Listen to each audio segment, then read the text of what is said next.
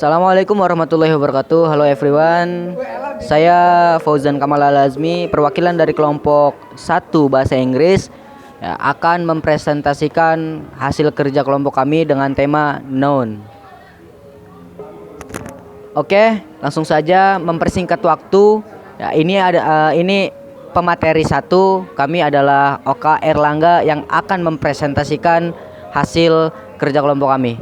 Silakan kepada Oka Erlangga, kami persilakan. Bismillahirrahmanirrahim. Assalamualaikum warahmatullahi wabarakatuh.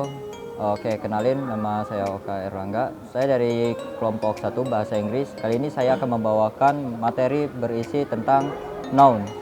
Oke, pertama-tama kita mulai dari bab pertama, yaitu latar belakang. Dalam mempelajari bahasa Inggris ada banyak hal yang harus diketahui terlebih dahulu. Salah satunya adalah bagian-bagian perkataan yang diucapkan, atau dalam bahasa Inggris disebut part of speech. Makalah ini akan membahas tentang noun, artinya itu singular, plural, and countable nouns.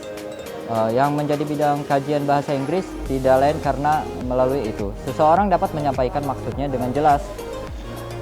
Satuan bahasa yang sudah kita kenal sebelum sampai pada tataran kalimat adalah noun. Bentuk itu adalah pembelajaran dasar atau struktur dasar yang harus kita pelajari supaya lebih memahami tata cara berbahasa Inggris dengan baik dan lancar pula. Dan juga dengan question yang artinya tanya jawab untuk mengajukan pertanyaan kepada orang lain. Bahkan itu juga sangat penting dalam menggunakan bahasa Inggris sehari-hari. Adapun tujuan untuk pembuatan makalah ini, yang pertama untuk mengetahui nouns, bentuk, arti, serta aplikasinya diharapkan dapat menjadi salah satu modal dalam mempelajari bahasa Inggris secara baik dan benar, menambah wawasan dan ilmu pengetahuan sehingga menambah ilmu yang telah ada, sehingga dapat dikembangkan menjadi sebuah makalah.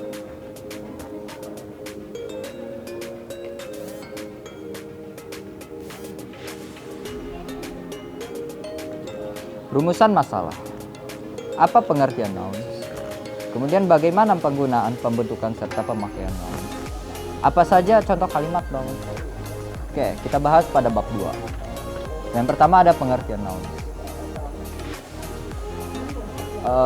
Pengertian noun atau kata benda adalah segala sesuatu yang kita lihat atau dapat kita bicarakan dan yang menunjukkan orang, benda, tempat, tumbuhan, hewan, bulan, profesi, dan sebagainya. Contohnya pen, December, Sunday, Yogyakarta, reading, kucing, and lain-lain. Pada sebuah kalimat, noun dapat digunakan sebagai sebuah objek kalimat, objek dari kata kerja, dan juga objek proporsi dari kata depan. Fungsi noun sebagai salah satu komponen part of speech. Yang paling utama, noun memiliki banyak sekali fungsi di bawah ini. Di bawah ini adalah 5 fungsi dari noun. Yang pertama, subject of words. Biasanya berada di permulaan sebuah kalimat, tepat di depan verb saat menjadi subject of verb. Noun bisa didamping oleh article and the, dan bisa juga tidak. Terus yang kedua ada direct of indirect objects. Noun bisa menjadi objek langsung dari subjects, direct objects, atau bisa pula menjadi objek yang tidak langsung atau namanya indirect objects. Noun bisa menjadi objek langsung dari subjects, direct object, atau bisa pula menjadi objek yang tidak langsung atau indirect object. Yang ketiga, subjek atau objek complement. Subjek complement adalah sebutan untuk noun yang diucapkan setelah linking verb, sedangkan objek complement digunakan untuk noun yang muncul setelah direct object. Object of proportion. Preposition adalah kata yang digunakan untuk memberikan keterangan tepat dan waktu dalam sebuah kalimat. Mode verb of noun. Dalam bahasa Inggris, mode verb berarti kata lainnya saat menjadi mode verb. Sebuah noun bisa mengubah noun lainnya menjadi noun phrase atau compound noun. B. Countable noun. Countable noun adalah kata benda yang dapat dihitung. Lawan dari countable noun yaitu benda yang tidak dapat dihitung. Countable noun memiliki bentuk singular and plural, juga dapat digunakan pada singular maupun plural verb. Yang termasuk dalam countable noun antara lain yaitu nama orang, nama hewan, ukuran, tempat, dan segala sesuatu yang dilihat dan dihitung. Contohnya yaitu cat, book, pen, and bag. Oke, itu saja dari saya sebagai pemateri pertama. Yang kedua akan saya serahkan kepada Aji, diperkenalkan kepada Aji untuk melanjutkan materi kedua ini. Udah. Oke, terima kasih. Sekian dari saya. Assalamualaikum warahmatullahi wabarakatuh. Assalamualaikum warahmatullahi wabarakatuh. Nama saya Putra Fatul Azim. Saya ingin memperlanjutkan pembahasan materi tadi sebelumnya. Langsung saja untuk mempersingkat waktu agar tidak lama.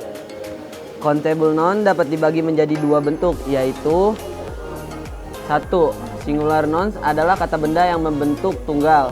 Contohnya yaitu book, sister, mango, pensil, knife, fly, family, dan lain-lain. Dua, plural nouns adalah kata benda yang bentuk jamak. Contohnya yaitu book, sister, pensil, mangoes, knives, dan lain-lain. Untuk membentuk kata benda jamak dan cara-cara tertentu yang harus diperhatikan, yaitu A. Kata benda dalam bentuk singular jika menjadi plural, yaitu dengan membahas s atau s pada kata benda singular. Example: singular, plural, pena, pens, dog, dogs. B. Apabila kata benda tersebut berakhir huruf s, sh, x, ch, dan o, maka di belakang kata benda itu ditambah huruf s. Example: singular, plural, tomato, tomatos, books, bookses. C. Apabila kata benda berakhir huruf o yang didahului oleh huruf mati, maka bentuk pluralnya ditambah s.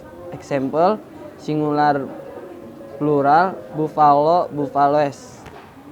D. Apabila kata benda itu berakhiran huruf y yang didahului huruf mati dalam kurung konsonan, maka y dirubah menjadi i, kemudian baru ditambah s.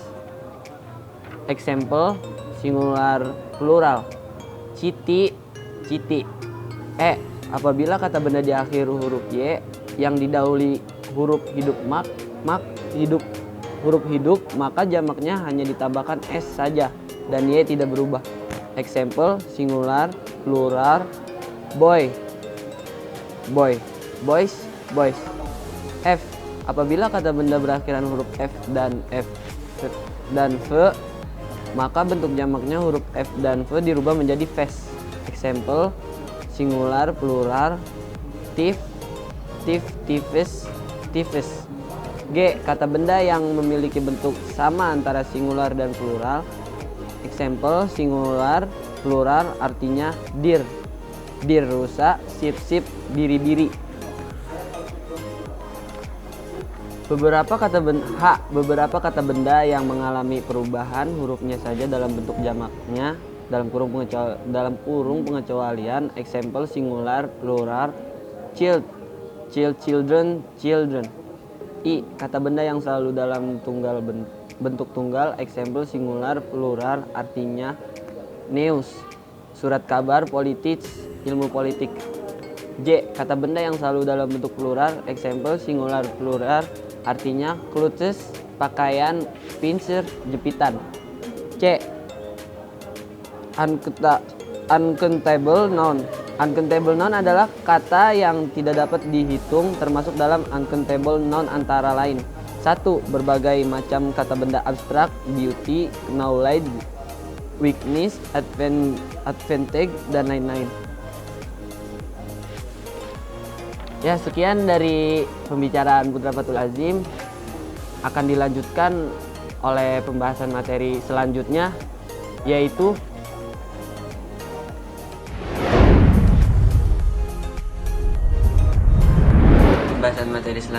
akan dibahas oleh Putra. Terima kasih. Baik, Assalamualaikum warahmatullahi wabarakatuh. Saya Putra akan melanjutkan pematerian sebelumnya tentang uncountable noun. Uncountable noun adalah benda yang tidak dapat dihitung, termasuk uncountable noun antara lain.